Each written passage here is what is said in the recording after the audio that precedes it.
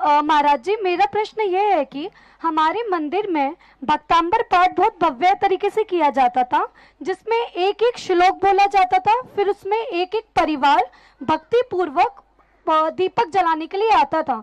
तो एक श्लोक होता था, फिर भक्ति होती थी, एक श्लोक होता था, भक्ति होती थी। तो महाराज जी, ये करना सही है कि नहीं, कि भक्तांबर के बीच में भक्ति चल रही है, ऐसा करना सही रहेगा कि नहीं?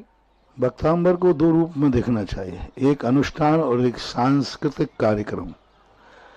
जब किसी भक्ति को हम सांस्कृतिक कार्यक्रम बनाते हैं तो उसके बीच में आप भक्ति कर सकते हैं, नाच गान कर सकते हैं।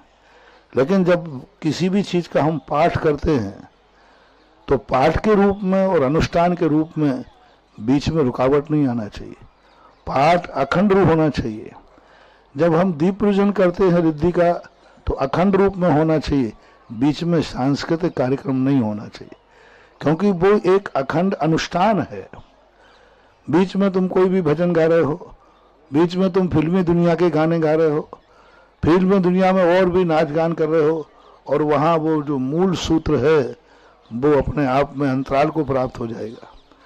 जैसे हम नमोकार मंत्र को सांस्कृतिक कार्यक्रम के रूप में हम कितने भी बीच में पढ़ सकते, लेकिन माला के बीच में आधी माला फेर के फिर नाचने लग जाए, आधी माला फेर के फिर भजन गाने लग जाए, तो पाठ के रूप में जब आप दीप प्रज्वलन करेंगे, रिद्धि मंत्र पढ़ेंगे, तो रिद्धि मंत्रों के साथ में अखंड पाठ ही होना चाहिए।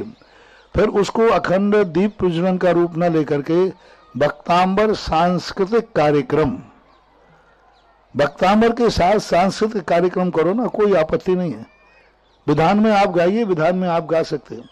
जैसे भक्तांबर विधान कर रहे हैं तो भक्तांबर विधान के बीच में आप खूब गाइए, कितना भी अंतराल करिए, कोई बाधा नहीं है।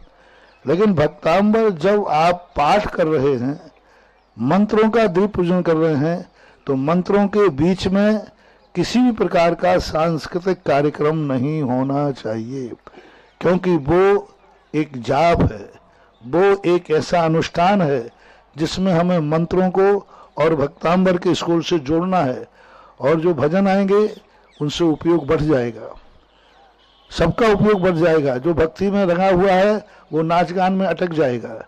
इसलिए वो परंपरा ठीक नहीं है, बंद होना चाहिए।